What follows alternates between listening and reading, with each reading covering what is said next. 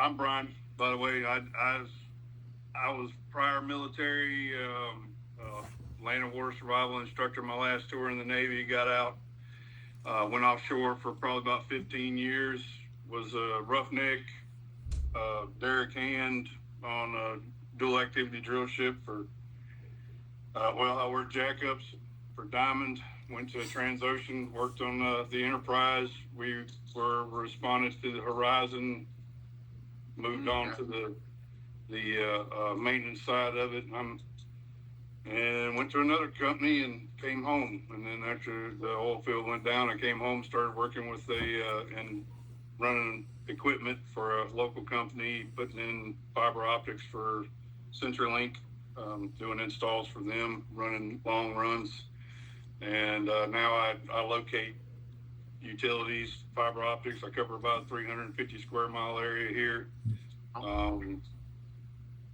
like that job, but but we're looking at trying to do something a little different around here, and maybe bring something here because it's a good little town, and we have what seems like an opportunity with beach traffic, especially at the where 55 comes through at the property that we're looking at. So you've exceeded 30 seconds. No, I'm sorry.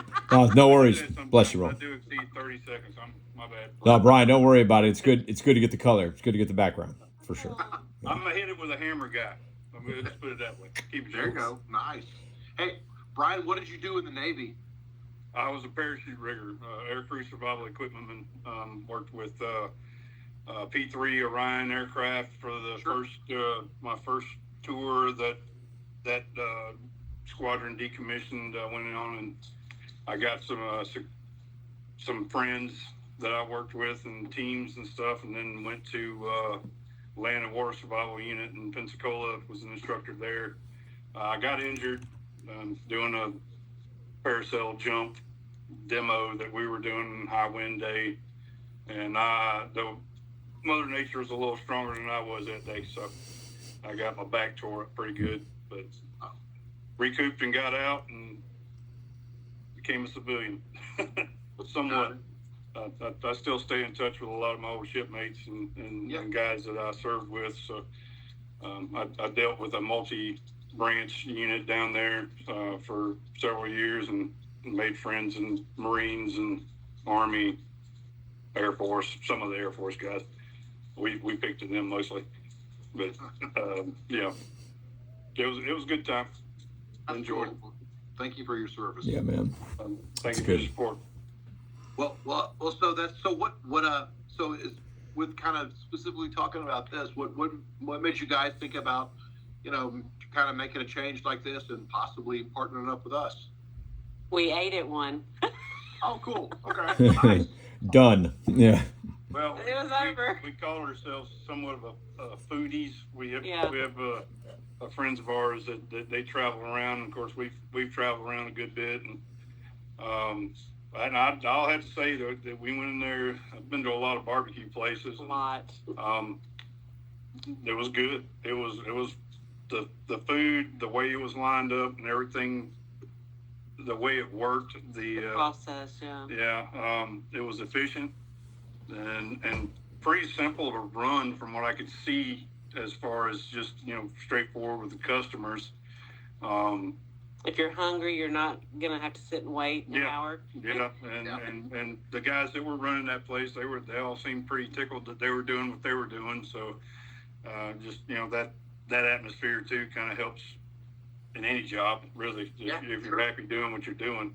Plus the fact that we're in a town that has it needs some growth, but I believe with the traffic that we have coming through here, that it would be a good place to put something like that. Beach traffic's coming through here. This place is backed up for miles, right along 55 going to Destin and down towards Panama City and such. So we're advertised as the beach traffic.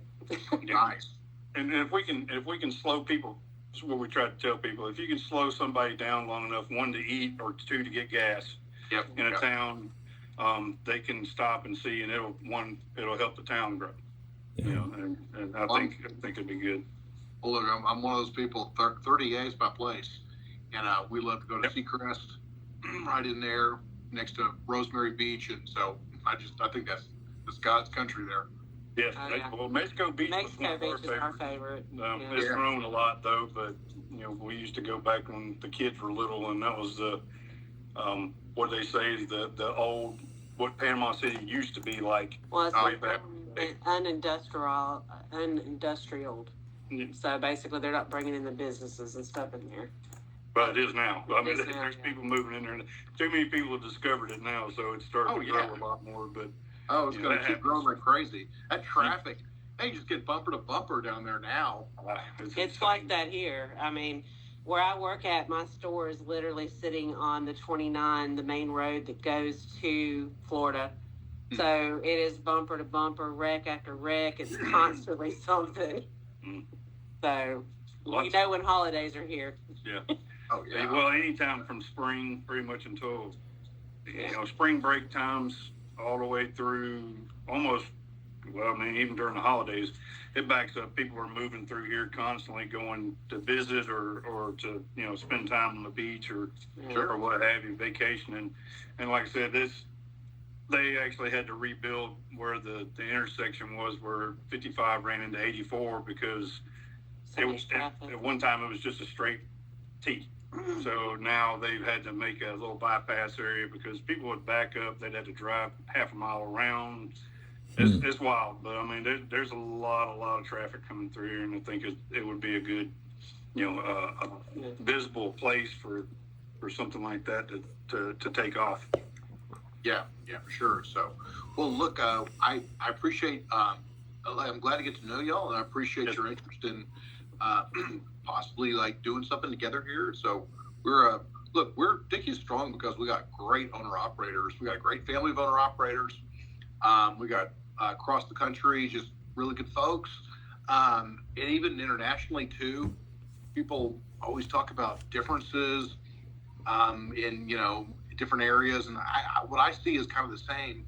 Is people that want to have a business, make money, serving something that they're proud of, and like I'm in an office in Uptown Dallas. I'm just north of downtown, and we have the 10th floor of an office building, and at the east side of our building we can see the original Dickies that my grandfather started, still there, still doing great as always. The sales go up every year, 84 years, and he was the dude that he lived in a house next to the restaurant, and it used to be a beer bar, and he used to walk in there and have a couple of pops before he would go home and face down my grandmother, and so it was simple. It wasn't complicated. Probably would have got along with him. Yeah, okay, guy. He smoked 5 packs of unfiltered cigarettes a day. Oh God, yeah. Yeah, my dad smoked Camels like that, not the unfiltered Camels when he came back from Vietnam. God, Camels, yeah, he was an old gold, I think. I don't even think he'd make him, but anyway, so yeah, look, he did that. The bartender one day just tossed him the keys, and then that guy, never heard from him again. But my grandfather was from East Texas, loved to barbecue, and so he just built a brick pit on the back of a little bar, and that was how Dickies came from. There was no grand strategy. I mean, that was it. But so he's just serving good barbecue. He's serving bottles of beer and sodas and chips and beans, and that was it. That was the whole thing. That was the entire deal. And he ran the restaurant. Simple and good. Simple, really good, really simple, and that's what he did for 26 years. My dad came in and he took over and had to support my grandmother, and then my mom, and then me. And so each time another person came into the family, he would open another restaurant. And so my dad built a new little chain. Each one did well. Finally, in the 90s, he just had some longtime customers that were just like, hey, we want to start franchising this. And my dad, he resisted. He's like, oh, shut up. We don't franchise. We own our own stores. Forget about that. Finally, someone told my dad to get serious and think about it, and he did. And so we started franchising, and then really and so that kind of was kind of steady growth. Not fast though. And when Ryan and I met about 15 years ago, we started expanding out of the Dallas area, and our growth kind of picked up. And so that was good, it's exciting. And so today, for Dickies, we've got over 400 stores. We've got stores, there's about 40 stores outside the U.S. And so it's Wow. Dickies doing really good. My wife, Laura, she's, so we've been together for 20 years. She's from Oklahoma City, actually. And anyways, and she went to TCU, and I went to SMU, and we hooked up somehow. It's been a big rivalry, but I was going to say. I think, I mean, obviously she's, it's during football season. It's very depressing for her, but but anyway, so we no, but she's so really in the last since the pandemic, I guess she took over as CEO of Dickies. So we vertically integrated. We built a plant. We started doing all the barbecue sauce and spice for Dickies. That went very well. Then we started doing the meats. Some of the meats, we do the chicken, we do the sausage, and then we are starting to do the pork, and we're starting to do the injections for the briskets to get a really good yield, keep them really juicy, which is good. Yeah. it really makes them a lot juicier, makes it a better product, but also adds a lot of yield, so it's a lot more profitable. And then we're starting to do our pulled pork. We do a lot of pulled pork. The restaurants most do the scratch way, but we're starting to add on more stores where we're actually smoking the product at the plant, and there's a cost savings and a yield savings, but it's a really good, consistent product. So those are the brisket side and the pork side are kind of slowly rolling out. We've been doing the chicken and the sausage heavy. We also do a lot of retail business. We've been in grocery stores, and so our manufacturing side is pretty big. We own a plant down in South Louisiana. You may have heard of this, called Richards. They do. Oh, yeah. Okay, Yep. so we own that. Yeah. So, I worked offshore long enough, and I've heard, yeah. yeah. So andouille and boudin sausage and. We just had boudin last night. Yeah. Oh, did you From really? Lafayette. Hell yeah. Yeah. Well, it's in Lafayette. Yeah. Mm-hmm. And so so that's we do that. So we're going to buy a couple more plants at the end of the year in South Texas, and so we're pretty heavy on the meat processing, kind of smoked sausage business. So it's all about barbecue. We got a lot of people that really understand barbecue in our world. Like we got a head chef. His name's Matt, and he's like one of these cordon bleu trained chefs, but he's also the head chef at Memphis in May, the head judge, and so we got a lot of people in our world that really know barbecue, love barbecue, are passionate about barbecue, and that's where we come from. And so look, there's nothing fancy about us. We take our business very, very seriously, but we don't take ourselves too seriously. We work hard, we get results, and and then we celebrate success. We go drink some beer together, and that's what we do. From us, whenever you're talking about a chain, franchise, restaurant operation, it's always about a model. From us to something like McDonald's to anybody in between, you got to have a good model. We got a very, very good model. We got an operations team that's on the ground in our restaurants doing training. We got a financial team in our office that is making sure that they're just doing and analyzing the numbers, looking at people's cost of goods and in labor cost, and making sure they're where they need to be. They call out any outliers. Every morning at 8:40 Central Time, we do a pep rally call, and we talk about what's new, what's going on, and so and we just tell, and we do a retraining, and so we're kind of like the military, I guess, in some ways. Like, look, you train, and then you go do a mission, and you come back and you train, you never stop training, until you're out. Right. You don't stop learning. That's right, never stop learning. And so that's what we believe is, we keep our operations. So the in-store operations, we want to keep them simple. So kind of picture this, here's a serving line. You got a ticket printer. That printer spits out tickets all day. And then, now there's a lot of complexity. I'll come back to this, that how we spit out a bunch of tickets. Now, for the crew, though, you got to keep the operations real simple. And so it's KISS theory, everything. They take the tickets, they put them up on a speed rail, they make those tickets. And people show up all day and they, get the food. And so we've got our own tech company. It's actually in Rijeka, Croatia. We had a company here that was like, you get to a certain size and you don't want to buy like off the shelf tech because it just doesn't suit your business. Dickies has a very specific business. We need a very specific kind of technical support, and I don't want to go buy some off the shelf product and pay a bunch of money for, some branded thing that's generic to all kind of restaurants, but not specific enough for us. And so we built our own. We had a third party that would use offshore labor to build the technology we want. But at some point we cut out the middleman, and we took these folks in Croatia that we really liked, and we hired them directly when our original contract was up. And so now it's our company, and these really smart, great folks. And so they build tech for us. And so on online ordering, third-party integration like DoorDash and Uber Eats and all those, our POS, our business intelligence system. And so our marketing team is all about digital marketing. We do outdoors. We do some traditional, depending on the market.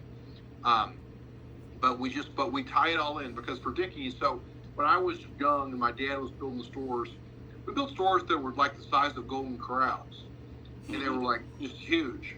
But our models changed drastically in the last 15 plus years, and we've shrunk it down. Now it's more like a sub shop or a wing shop where maybe you got half a dozen tables. We do 1,000, maybe 1,200 square feet.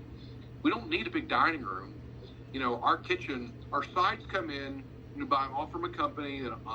There's a company called Research Fine Foods. They're a 100-year-old company. They make Dickies, potato salad, slaw, mac and cheese. Same way that my dad used to make it back in the day. Right. But it all comes in. It's very high quality, but it's pre-made. The sides, the meats come in. They're very high quality, but they all cook the same way. So in a small kitchen, we can produce a lot of volume.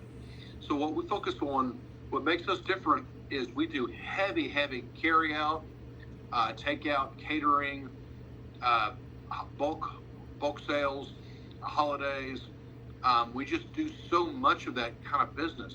Yet people get they want delivery. Delivery is huge for us. Mm-hmm. And so with the DoorDash and Uber and all that, that kind of thing's picking up here as well. It's huge. It's enormous. And I used to not believe in it, and I'm just no, now I'm addicted to it. Yeah. You do it too? Which one do you use? Do you use DoorDash or Uber Eats or DoorDash? Actually. DoorDash, Walmart. I do use a lot of Walmart. Yeah. Delivery. Well, Yeah. that's what everybody wants. The future in every town across the USA, and that's what everybody wants. But here's the thing: when it comes to food, people want foods delivered to them that they can't easily make. People can't make good. They don't make good barbecue at home. I'm not talking about that once a year backyard 4th of July party. I'm they don't talking even about make good barbecue in the stores anymore. Yeah, it's hard. So people, by and large, they don't make barbecue at home. They don't make fried foods at home. People don't make great pizza at home. Okay, it's the foods that are getting delivered what's hard for people to make. And so what they don't typically make, what's not being delivered, spaghetti, pot roast, things that people do make at home, you're not seeing that being delivered. So Dickies, for whether it's a catering, a dentist office for lunch, or a car dealership, or it's coming into, for 4 entrees, feed 4 people at dinner, or pickup. That's what we're just doing tons and tons of. So the food's already made. And so we can package it as fast as a McDonald's, and that's where really. So we keep our footprint small. In our real estate team, we want a really good location. We negotiate that lease hard, but what we don't want is a big location. And so we keep it small, keep it good in cap, good access, visibility, ingress, egress, parking, co-tenancy, traffic counts, demographics. And so, like you're talking about, like being on like a major road, like that's where we want to be. Um, and so anyway, we do that, and then just like from my grandfather to my dad, we would put in secondhand equipment. It's got to be clean, it's got to be operable, but it doesn't have to be fancy. We're not like a Burger King where it's all got to be plasticky, cookie cutter. We don't have to do that. So like we got a lady that heads our construction named Deborah, and we've trained her to be an expert in sourcing secondhand equipment. And so you get a second generation space that's anywhere from 900 to 1,200 square feet, and we've got secondhand equipment. Look, the store's got to look nice, the signage got to be good, and the food and service have got to be on point. It's got to be friendly. But as far as like the cost of entry, let's get tenant improvement money from the landlord. Let's get that equipment cost really low. Let's don't put a big debt load on this restaurant. Let's get this thing going very, very cost effectively, new, shiny, and then let's get a ton of press. Let's get a ton of marketing, grand opening. And then now you got to get all this curiosity business. Let's just win those folks over, so they'll come back. And that's what our model is. It's not a complicated model. And then we just keep growing it. What gets measured gets managed. And so we look at our numbers every single month. And the next month we want to do more in sales. And then once we're a year old, we call it same store sales, but we just look at November over November, December over December, and we just grow it every single month. And that's what our model is, And so we know what our food cost needs to be. We know what our labor cost is, regardless of where you are in the country. And so our team just makes sure that you just stay on this model. You stay on this model, it's like it's not complicated.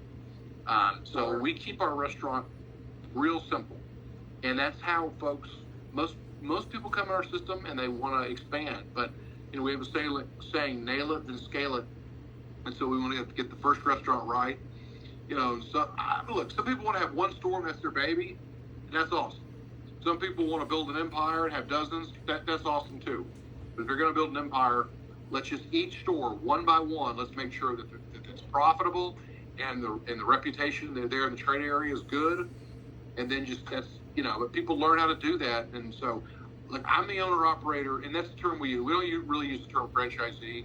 It's a legal term, but we use the term owner operator. And I'm an owner operator personally of 6 stores. And I don't have time to go in each store each day, and I'm also kind of running the manufacturing side of our business. But I'm in our stores pretty much like at least once a month. But I talk to my district managers every morning on the phone at 10:30, and we go through all the numbers. We don't let a store veer off from a sales or profitability standpoint. So everybody knows what they got to achieve in sales, labor cost, and food cost. And as long as you hit those 3 numbers, the bottom line, the profitability takes care of itself. And Sorry about that. Sounds like a cuckoo clock over there. It is. Must be 6 p.m. It is. My grandparents, I haven't heard one of those in a long time. They had one just like that. That's awesome. I keep it running pretty tight. It's pretty. It took a while to get it straight, but it's running pretty good now. Nice. Well, that's so. But hey, look, that's about us. We keep it simple. We got a smart team that works hard to bring those tickets into the ticket printer and market the brand. But we want to set it up to where the restaurant, to where people can open, make that first one profitable without too much difficulty, and then open more and more. That's the name of the game. Roger that. What you think? Well, Roland, I don't know what your schedule looks like. I know sometimes you got other meetings you got to jump to or whatever. But I did want to mention, and Katrina, you and I might have talked about this, but one of the big differentiators in our business, and I know there was a lot to kind of digest of what we just talked about there, but we do a tremendous amount of catering. Like, catering is a really, really big part of our brand. Roland, like your dad's generation, and even when you were coming in, the focus was really growing that piece of it and understanding it. And so, like, every day we have a Money in the Morning call. It's like a pep rally that we do at 8:40 a.m. Central, and we want our owners and store staff to be involved. But we talk about catering that day and what's our targets and who are we going after. We have a social media manager who's phenomenal, and he'll jump on and show you how to do, how to connect with people online, and then go and drop, a big yellow cup like this with catering information in it, and drive lunches that day in catering business. And I always like to say this up front to make sure everybody's on the same page, but the best owners that we have in our system are the ones who are community oriented, right? They understand what it means to serve the community. They're involved in their major employers, their school districts, their first responders. They're not just waiting for the ticket printer's great. It's going to turn and you're going to have orders for sure. But go out there and get it. Grow 30% of your business off premise, just catering, big dollars, bulk meals going out. And those who do that well love this business. It's a great business, right? If you do that well. Those who don't like getting out in their community, it's not, it's a struggle. I mean, they can do well if positioned perfectly in the right corner and all the right, but really the differentiator in this business are people who are involved in their community and drive that catering arm. And don't know how to. We've got a foundation, the Dickey Foundation, and we support first responders and veterans, and we get grant requests. So part of the Big Yellow Cup proceeds, every one of them goes to our foundation, and we get a lot of people that just donate to our foundation. And so we get grant requests all over the country from veterans and first responders, but we can't take every grant that comes to us, but we do the ones around our stores. And that way, not only do we get to help people, but we get the publicity around the business. Right. And those owners, quite often, they get involved in it, and it's kind of a cool thing. But it's good for business too. And I think Alabama has one of the poorest, fire department systems there are. The ones in the community here, they tend to stick together, as far as like raising when they have issues in the community, somebody has family has something going on, they all gather up and they do fundraisers and things like that, and which has been happening a lot here lately. Unfortunately, we've had a lot of families having problems, deaths in their family and things like that. But their fire ratings are usually terrible because of their financial, the state. Yeah, well, that's old country community stuff. And I served on the fire department in Midway between Navarre and Destin as well. I had to find something to do with my spare time when I was an instructor to keep myself out of trouble. So I did that for a few years. But I know I have a lot of respect for those guys because I've done it, and around here you can they try to stick together pretty tight with that kind of thing. So it'd be good to help them doing that and making money for us. Yeah, we've got a couple of firefighters on our board, and a lot of these small towns, they just don't have the equipment they need. No. And so firefighters do drones, body armor, canine training, lots of things like that. Thermal optics, that kind of thing would be great for the ones around here, especially. Yeah, we get. Well, small towns now, they get the same crime as big towns, and so it's pretty amazing. But that's what we do. We got. Hey, we're in the holidays now, and so we do a lot of grants right now. We do a lot of catering. We've got a catering hotline, 866 barbecue, and they just send out jobs, usually about $600 to our stores a piece. And so this time of year, anywhere from 30 to 50,000 a day, and it's kind of an exciting time of the year. It's a crazy busy time of the year for us right now, but it's a lot of fun.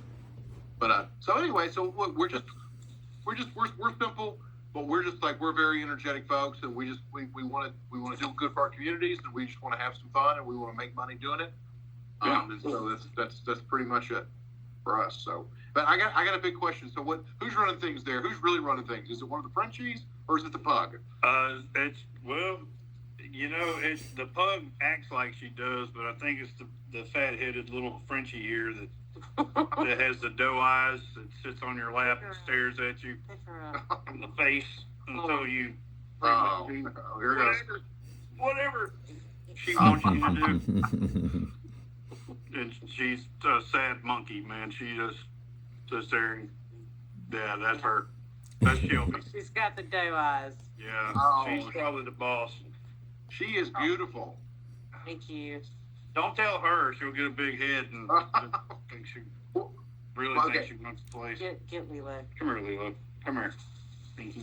You gotta Okay, see so- the pug. Yeah, this is the pug. Let me say, oh, okay. Oh my God, she looks just like one of mine. I got two fawns. They're sisters. And what's her name? Leela, did you say? Lilo. Lilo. Yeah. My Oh, daughter's God. favorite movie, Lilo. Yeah. Lilo. That run. Okay, I'm putting you down. Well, Okay, hold on. I We got got Lilo, Right. Theo, Loki. Loki, and Shelby. two. That's Oh, Loki. that's He's a great. midget. He's sort of I know. He's a small fella, but he's my buddy. He's got pancreatitis, so we have to watch what he eats. Oh, and he likes to snort a lot. they snort.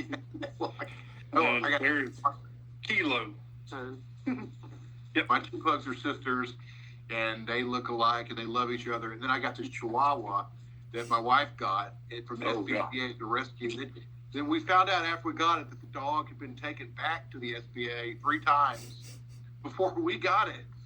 So here's what I want to ask you: are you guys in the market for a Chihuahua? No. Okay. No. No? I hate to say I love dogs, love animals, period. But a Chihuahua is just I don't know. That's Because it. if you are, I've got somebody that can drive her over to you like literally tomorrow. And So Shelby was given to us by a girl that got her, and she was a surrogate mother. Oh, To some, what were they, corgis? yeah, Yeah. corgi pups. She'd had a litter, but They died. they died, and then she